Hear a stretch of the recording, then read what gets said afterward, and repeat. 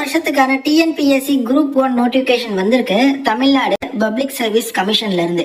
இந்த நோட்டிபிகேஷன்ல தான் டெப்டி கலெக்டரா இருக்கட்டும், deputy register, district register, assistant commissioner போன்ற வேகன்சிஸ் ஃபில் பண்ணுவாங்க. எனி டிகிரி முடிச்சவங்க அப்ளை பண்ணிக்கலாம். ஃப்ரெஷர்ஸ் எலிஜிபிள் தான். A to Z டீடைல்ஸ் தெளிவா சொல்றேன். இது போன்ற ஃப்ரீ ஜாப் அப்டேட்ஸை டக்குன்னு தெரிஞ்சுக்க இப்பவே நம்ம சேனலை சப்ஸ்கிரைப் பண்ணிக்கோங்க. இந்த வீடியோ லிங்க் எடுத்து உங்க வாட்ஸ்அப் ஸ்டேட்டஸ்ல வைங்க, உங்க நண்பர்களும் பார்க்கட்டும், அவங்களும் அப்ளை பண்ணட்டும். ஓகே, டிஎன்பிஎஸ்சில இருந்து குரூப் 1 சர்வீஸ்க்கான நோட்டிபிகேஷன் வந்திருக்கு. இந்த இயற்கானது tnpsc.gov.in இதான் அபிஷியல் வெப்சைட். வர 30ஆம் தேதியில இருந்து ஜூலை 29 வரை உங்களுக்கு டைம் இருக்கு. பிரிலிம்ஸ் மெயின்ஸ்னு 2 தேர்வுகளும் இருக்கு. ஓகே, என்னென்ன வேகன்சின்னு பார்த்தலாமா? ஃபர்ஸ்ட் வந்து deputy collector. Okay, Tamil Nadu civil சர்வீஸ்ல இருந்து 12 வேகன்சி இருக்கு. அடுத்து அசிஸ்டன்ட் கமிஷனர்ஸ் எடுக்கிறாங்க. கமர்ஷியல் டாக்ஸஸ்லயும் லேபர் டிபார்ட்மெண்ட்லயும். கமர்ஷியல் டாக்ஸ்ல 2, லேபர்ல 1. அதே மாதிரி டெப்டி ரெஜிஸ்டர் கோஆபரேட்டிவ் சொசைட்டிஸ்ல 3. அடுத்து பாருங்க district register Tamil Nadu registration service, அதாவது இந்த பத்திரப்பதிவு இருக்குல்ல அதுல ஒரு 8 வேகன்சி. டோட்டலா 26 ஓபனிங்ஸ்க்கான இந்த 2026 குரூப் 1 நோட்டிபிகேஷன் ரிலீஸ் ஆயிருக்கு. இதுல உள்ள எல்லா பதவிகளுக்குமே மினிமம் 21 வயசு கம்ப்ளீட் ஆகியிருக்கணும். அதாவது 1/7/2026 இந்த தேதியின்படி 21 வயசு உங்களுக்கு முடிஞ்சிருக்கணும். Okay, SC, SCA, ST, BC, MBC, DNC, BCM அப்படின்னா உங்களுக்கான ஏஜ் லிமிட் பாருங்க. இந்த டெப்டி கலெக்டர் அப்புறம் 2வது போஸ்ட் இதுக்கெல்லாம் பாத்தீங்கன்னா 39 வயது வரை அப்ளை பண்ணிக்கலாம். ஓகே, ஆல்மோஸ்ட் எல்லா பதவிகளுக்குமே 39. இன்கேஸ் வந்து நீங்க இந்த ஜெனரல் கேட்டகரியில வரீங்க அப்படின்னா 34 வயது வரையும் அப்ளை பண்ணிக்கலாம் அப்படின்னு சொல்றாங்க. சோ 1 34 இல்லனா 39. கல்வி தகுதி பாருங்க, எனி டிகிரி முடிச்சவங்க தாராளமா அப்ளை பண்ணிக்க முடியும்.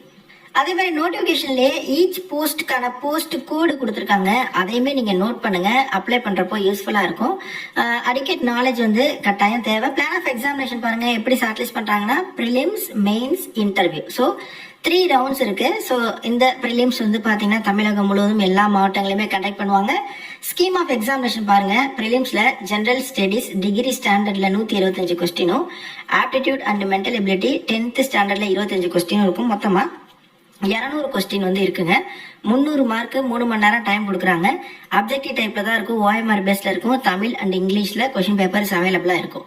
இது நல்லா பர்ஃபார்ம் பண்றவங்க நெக்ஸ்ட் மெயின்ஸ் கொண்டு போவாங்க. மெயின்ஸை பொறுத்தவரையும் தமிழ் எலிஜிபிலிட்டி டெஸ்ட் இருக்கு. General studies 1, general studies 2, general studies 3. Each பாத்தீங்கன்னா 250 மார்க்ஸ்க்கு நடக்குது. அது இல்லாம இன்டர்வியூ 100 மார்க்ஸ். ஓகே, சோ டோட்டலா பாத்தீங்கன்னா உங்களுக்கு 850 மார்க்ஸ்க்கு இந்த மெயின்ஸ் வந்து அப்படிங்கிறது நடக்குது. டியூரேஷன் பாத்துக்கோங்க. ஈச் 3 ஹவர்ஸ் வந்து கொடுக்குறாங்க.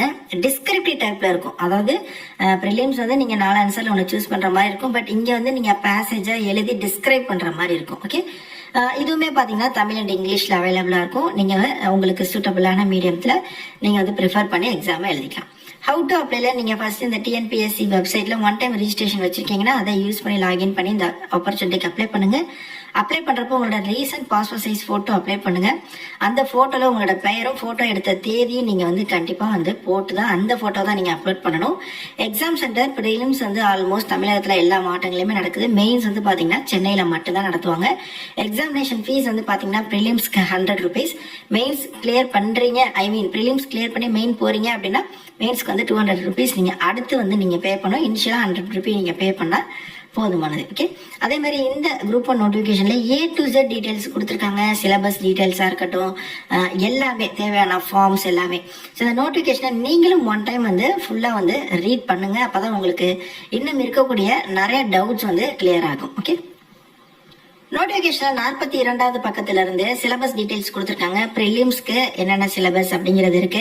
அதே மாதிரி பாருங்க, பார்ட் பி ஆப்டிடியூட்ல என்ன, தமிழ் மெயின்ஸ்ல தமிழ்ல என்னென்ன அப்படிங்கறத தனித்தனியா உங்களுக்கு சிலபஸ் டீடைல்ஸ் வந்து இருக்கு. இதை நீங்க ஃபுல்லா 1 டைம் ரீட் பண்ணுங்க. இதை நீங்க பாக்குறது மூலமா உங்களுக்கு ஒரு கிளியரான ஐடியா கிடைக்கும். அது மட்டும் இல்லாம அலாரம் பெல்ஸ், அதாவது நீங்க இந்த எக்ஸாம் அட்டன் பண்றப்போ எவ்வளவு டைம்ல உங்களுக்கு வந்து பெல் நோட்டிஃபை பண்ணுவாங்க, அதாவது இன்னும் எவ்வளவு டைம் இருக்கு, எவ்வளவு டைம் முடிஞ்சிருக்கு அப்படிங்கறது நீங்க எக்ஸாம் எழுதுறப்போ உங்களுக்கு பெல் மூலமா இன்டிமேட் பண்ணுவாங்க. அந்த பெல் எவ்வளவு மினிட்ஸ் டைம் நடக்கும், OMR ஷீட்ஸ், அது தொடர்பான டீடைல்ஸ், அதை எப்படி ஃபில் பண்றது எல்லாமே டீட்டெயிலா அந்த நோட்டிபிகேஷன்ல இருக்கு. வேகன்சி பாத்தீங்கன்னா கம்பேரிட்டிவ்லி கம்மி தான், 26. பட் நோட்டிபிகேஷன் வராம இருக்கிறதுக்கு பெட்டர் தாங்க. ஈச் இயர் இந்த மாதிரி நோட்டிபிகேஷன் ஃபில் பண்ணாலே போதுமானது.